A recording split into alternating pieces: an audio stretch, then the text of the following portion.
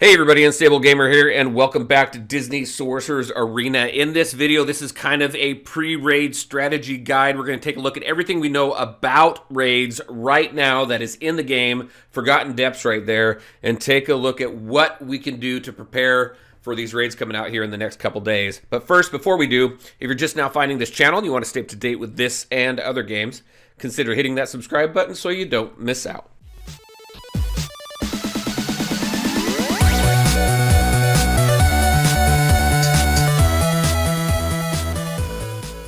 All right, and welcome back. Just a couple reminders. All the links to my social media are in the description of every video, so definitely take a look there. Join us on Discord, where we're talking about the game, sharing tips, tricks, and strategies. Also, I do stream 2 to 3 times a week on Twitch. The link is in the description below as well. All right, also, finally, if you would like to support the channel, there's a link in the description. If you want to play this on your computer using BlueStacks 4, using that link helps the channel out, and if you do that, I appreciate it. So thank you.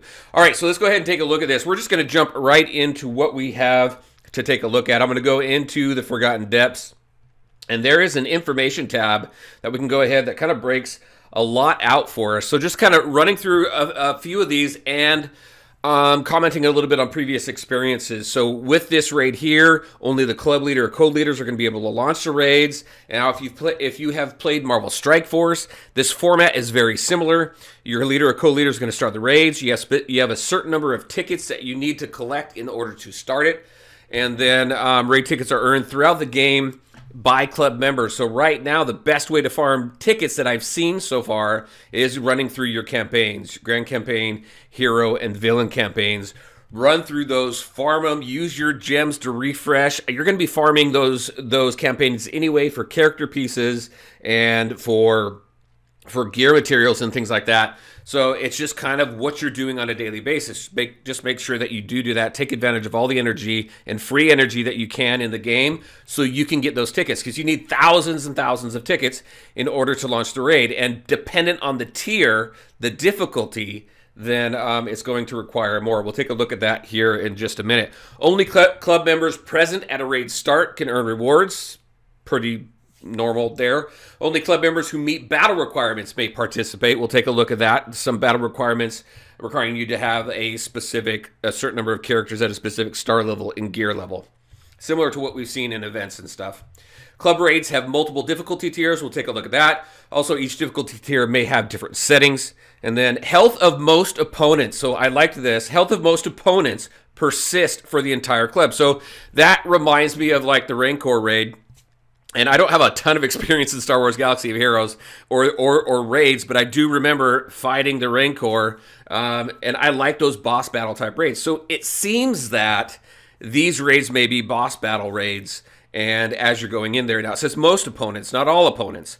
So when you go in there, it's your whole alliance chipping away at a health bar, which I think is really cool. When you see the trailer for this and Ursula comes out and you see the battle, you see the multiple bars up at the top that looks like health bars that you have to chew through in order to make it through that battle. So very cool. Excited for that. So that's kind of the basics of the raids. If you go into the raid itself, now the cool thing is you can go ahead and click on these tickets.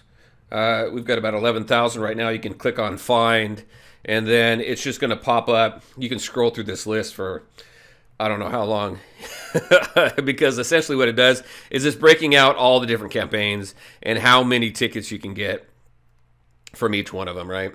So it's your villain campaigns. That's probably messing with your eyes right there. But your villain campaigns, hero campaigns, grand campaigns. So that's what you're racking up. That's what you want to get, because when you go into your difficulty here, you have multiple tiers, and I believe it's 30,000 tickets for tier 1, 40,000 for tier 2, and you can see it continues to escalate. Now, once you get towards the more difficult tiers, heroic tier, there's more of a requirement for the heroic tier because you have to complete tier 5. You have to complete that in order to unlock the heroic tier. And now the thing about heroic tier and why that's so important, because this is the tier where you get Ursula pieces. Now Ursula requires 145 pieces, so if you're constantly clearing your heroic, you're going to unlock her at a 5-star. So just a heads up there. But so Now, with that, you do have, before you even get into tier 5, you have to have at least 40 members in your club. Currently, right now, we don't have that. And so we can go all the way up to tier 4 right now. We can get those rewards. And this is important right here because this is where you get these materials, your T7 materials from this chest right here. So that's an important piece to get. Also, you get your raid coins, which you're going to use in the exchange store. Now, we'll go into the exchange store as well. I'm just going to give my very early thoughts on kind of where you probably want to put your raid coins. So, but let's go ahead and take a look at this. The cool thing here is it looks like everybody in your roster is going to be used, which is great. Something early on we weren't 100% on. We thought maybe you would need to have a specific affinity in order to run through the raids. It doesn't look like that. So right now it seems to be opened up to everybody. So, and then when you go into your rewards here, you can see what you get for each tier. Now I'll go to that. There you go. Now we have daily attempts. Now for the first 2 tiers, you only get 3 daily attempts. For tiers 3, you get 4 and then 5. And then tier 5, you get 5. And then finally, you have unlimited attempts in heroic tier, which is great because that's probably pretty difficult. So you have that, units refresh daily, and then you have an escape chance. The escape chance is kind of interesting. We'll go over that here in just a minute. But it's a mechanic that I've not really seen in raids before, so we'll kind of see how that plays out. All right, so let's take a look at the format of the raid. If we go into here and we click on details, it expands it out for you. You can click on this and you can look at the details for the specific tiers that you want to look at, right? Now, the reason why I think this is boss battles, and this may have been discussed in Discord or somewhere else, but I haven't really been too in tune with Discord lately. So this is just kind of what I'm thinking here, right? So 30,000 tickets here. You get 3 attempts. You need to at least have a level 35 plus and gear tier 3 in order to participate and run through this raid. So pretty low. I mean, early on they were talking about the raid being able to be completed by multiple levels of clubs, your low-level clubs versus your epic level clubs out there, I'll call them. So this is good to see. My only challenge to this, and the thing that I'm not a huge fan of, is if you're a lower level club, let's just say you're a super casual club, and it's going to take years to be able to get up, or months, or I don't know, however amount of time it's going to take to get heroic. Heroic is the only place to get Ursula coins other than a couple coins that you get from the milestones, which is going to widen that gap right now between your free-to-play player and your pay-to-play player, or your free-to-play player that has that just has either played longer or like beta players and things like that, or just has more time to put into the game. So that's the only challenge I see, not having Ursula pieces at any other tier other than tier 5. But when we take a look at this, then it tells you kind of what you're looking at. This is the escape chance. So the character makes an attempt to escape. If successful, the character will immediately depart the battle and still be able to fight in future attempts. Now, as you increase the difficulty and you go to different tiers, like tier 2, you only have an 80% chance. If you fail that, then obviously that's gonna cause some issues for you. In the raids, it looks like we have different phases. This is why I think it's more boss battle, which I thoroughly enjoy more than your typical grid style raids that we've seen. So similar to Rancor, which is boss battle, versus Marvel Strike Force, which is more of a grid based raid. So we do have phase 1. We have Glut, well, however you say his name, the Shark. Now he's got some pretty interesting mechanics here. Check this out. Remove all shield affecting target opponent. Deal damage to opponents. This guy does a lot of continuous damage and putting debuffs, inflicting fear and intimidating, causing harmful effects, doing more damage based on harmful effects, adding additional continuous damage based on the number of harmful effects. It's just a lot. Also, when you get down to this Sorceress strength here, characters immune to stun, silence, intimidate, polymorph, and sleep. So you definitely want a debuffer on the team. That's going to be helpful. Obviously, you're going to want a healer because with all the damage over time, you're going to want to recover from that. So when you take a look at the team for this one, it's going to be pretty interesting. So you definitely want a debuffer. The shields don't seem to do much in this first battle here. So like for me, I'll probably bring my Oceanic team first in here and see how they do. So that's my main focus is get 1, 2, maybe 3 different teams that are strong that can go in here and overcome some of the challenges that each one of these bosses are going to have. Now, if we go to the next one, your next one is going to be Flotsam and Jetsam, these eels here. And this one it's inflicting poison. If opponent is affected by a harmful effect at the start of this ability, has a chance to inflict additional poison, inflict charm. It does AoE damage here as well. If Jetsam is a teammate, inflict defense down on target opponent. So this one here, with it seems both of them attacking, maybe targeting, bringing one of them down first, then you get that, then you disrupt that synergy, and then you go for the other one.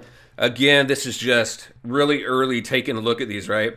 Deal damage to target opponent multiple times. Instantly defeats the target opponent. A character defeated in this way cannot be revived, so something to keep an eye on that. There was something in another one, I can't remember if it was up here or not. I don't think so. But there's another one there. If it's defeated a specific way, you cannot revive that character. So something to keep in mind. And also the reason why you want multiple teams ready to go in here. And multiple teams that have backups, more than one debuffer, more than one that can cleanse, do damage over time, AoE damage, things like that. And the spells that you bring into this are going to be important as well. So just kind of all really early stuff, right? Wicked Helper, when an opponent has speed meter reduced or stolen, gain speed meter. So that's kind of interesting there as well. And then you have Jetsam here, deal damage to target opponent. See, again, right there, if Flotsam's a teammate. So one of the things really, I think, what I would like to do is dive into each one of these a little bit, find out which one should be taken down first, and then go after the other one. There are some raids where you want to burn them both down at the same time. Is this like that? I don't know, but something to keep in mind as well. Character is dealt damage equal to the amount of its maximum health in a single battle. Perform the following on the opponent. Deal damage to target opponent, flanking opponents, inflict blind. And again, there's your Sorcerer Strength, immune to stun, silence, intimidate, polymorph, and sleep. And then phase 3, we're inside the lair. So we have damage to target opponent. If empowered, repeat this ability against target opponent. Deals damage. There's just a lot here and a lot to go into. Poor Unfortunate Soul. Instantly defeat target opponent. Again, you can't be revived if you're defeated that way. Grasping Tendrils on start of turn. Has a chance to inflict silence on a random opponent. Guaranteed to activate if this character is not affected by a harmful effect. So, something like this is you probably want to keep harmful effects up on Ursula here. The character is dealt significant damage in a single battle, inflict blind to all opponents, and then gain empowered. So something to keep there. And then you're going to go into phase 4, the final phase, bow to my power. You're doing damage, harmful effects. If target not affected by a harmful effect, inflict defense down for a number of turns instead. Again, some more cleansing. Tentacles during the battle periodically. That looks like it could be fun.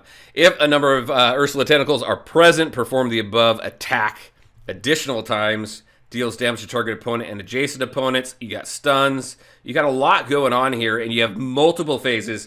So this isn't something that you're typically going to be able to go in and just work through the different phases. Through the length of these raids, you're going to be chipping away at this.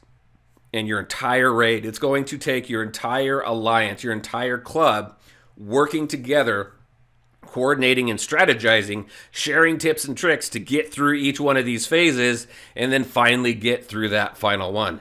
And then the final one here, we got Dark Clutches. A whole lot of stuff here to take a look at. So definitely go in here, get familiar with the details in the different phases. Again, the different tiers. You can go all the way out here and take a look at the heroic tier right here, which I think is, from what I've seen, a lot of it's the same. I really haven't been able to go in there to take a look at how the different phases might be different. I think they're fairly similar. It's mainly about, so heroic tier, you need 7-star required, gear tier 6. If we go to tier 4, you need 6-star requirements for that one. Tier 2, 4-star required. So it just kind of tells you what you have. Now, when you go in here and we take a look at units, the cool thing is here, you can go into your units, pick a tier. I have 66 available characters for tier 2. I can go all the way up to heroic. It looks like I have 16 eligible characters to create teams out of to take on into heroic mode. And then if I go all the way to tier 1, I'm going to have pretty much my whole roster there, 73 eligible characters. So you can take a look at that, play around with that, and see what characters that you have eligible, so you can start formulating what teams you want to put together. A lot of it's going to be your Oceanics team. You're going to put together your Big Hero 6 team, your Frozen team. A lot of those teams that have recently come around to start using those as kind of a base for working through this raid and figuring out what works and what doesn't. So there we go with that. Finally, let's go ahead and take a look at, we have milestones, and then we have an exchange. So if I go into here, we go down here at the bottom. So just the raid milestones here. This is what I was talking about. It looks like it's just one thing, and as you work through here, at the lowest level, working through this, you can get 2 Ursula there, and you can get 2 Ursula there. So you can get 4 Ursula tokens if you're not able to get to the heroic stage. You're getting it, but if you can get your entire alliance to pull in 750,000 experience here, points, then you're going to at least bring in 4. Now, I think they need to also add some Ursula tokens. Even if it's 1, 2, 3, 4, all the way up to tier 5. You know, give 1 per tier. You know, Ursula tier 1 gets one Ursula token every time you complete a tier 1. When you go through tier 4, you get 4. Something like that. I just think that will help with this increasing gap that we're seeing between free-to-play and pay-to-play. Then we have the raid exchange here. Now, in my opinion, I would save up your raid coins because I wouldn't put them on any of these characters here. All these characters are farmable in one way or another. I'm surprised they don't have like Prince Eric in here that you can get.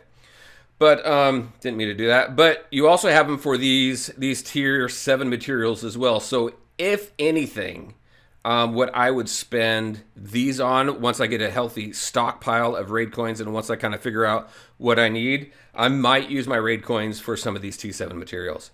T6, T4, T3s probably not. You can get those through farming and other means, but definitely the T7s.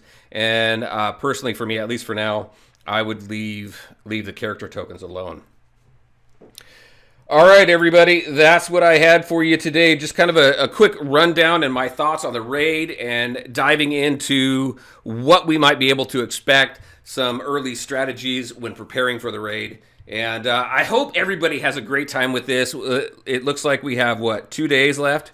2 days and some odd hours, 2 days and 19 hours before this raid opens up. Very excited to get in there and really get our hands on it and play around with different teams and things like that and figure out the best way to get through each one of these bosses. So very cool, very exciting, very interested to hear your thoughts on this. What do you think about the raids? What do you think about what we know so far? What are you most excited for about the raids? Are you excited about Ursula or just the raids themselves?